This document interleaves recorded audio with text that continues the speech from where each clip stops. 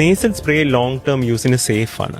Nasal drops പക്ഷേ ഒരു maximum 5 to 7 days, അതിൽ കൂടുതൽ ഉപയോഗിക്കുമ്പോൾ റീബൗണ്ട് ആയിട്ട് മൂക്കടപ്പ് വരികയാണ് സാധാരണ ഉണ്ടാകുന്നത്.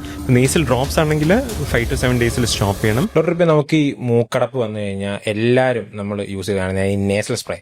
ഇത് ശരിക്കും ഇങ്ങനെ നമ്മൾ ചെറിയ അടപ്പണമെങ്കിൽ ഞാൻ ആൾക്കാർ യൂസ് ചെയ്യുന്ന കാര്യങ്ങളുണ്ട്. ഇത് ശരിക്കും നല്ലതാണോ നമ്മളിങ്ങനെ നേസൽ സ്പ്രേ യൂസ് ചെയ്യുന്നത്? ഈ നേസൽ സ്പ്രേ എന്ന് ഉദ്ദേശിക്കുമ്പോൾ നമുക്ക് ആക്ച്വലി മൂക്കടപ്പ് വരുമ്പോൾ ഉപയോഗിക്കുന്ന 2 തരം മരുന്നുണ്ട്. ഒന്ന് നേസൽ ഡ്രോപ്സ് എന്ന് പറയും, ഈ ഓക്സിമെറ്റസോളിൻ, സൈലോമെറ്റസോളിൻ എന്നൊക്കെ പറയുന്നത്.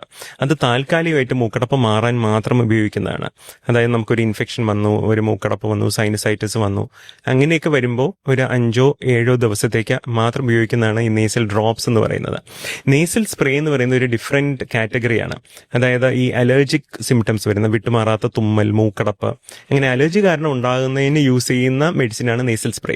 നേസൽ സ്പ്രേ ലോങ് ടേം യൂസിന് സേഫ് ആണ്. നേസൽ ഡ്രോപ്സ് പക്ഷേ ഒരു മാക്സിമം 5 to 7 days, അതിൽ കൂടുതൽ ഉപയോഗിക്കുമ്പോൾ റീബൗണ്ട് ആയിട്ട് മൂക്കടപ്പ് വരികയാണ് സാധാരണ ഉണ്ടാകുന്നത്. നേസൽ ഡ്രോപ്സ് ആണെങ്കിൽ 5 to 7 days സ്റ്റോപ്പ് ചെയ്യണം. നേസൽ സ്പ്രേ ആണെങ്കിൽ സേഫ് ആയിട്ട് യൂസ് ചെയ്യാം. പക്ഷേ ഏത് മെഡിസിൻ ആയാലും ഒരു ഡോക്ടറിനെ കൺസൾട്ട് ചെയ്തിട്ട് വേണം സ്റ്റാർട്ട് ചെയ്യാനായിട്ട്.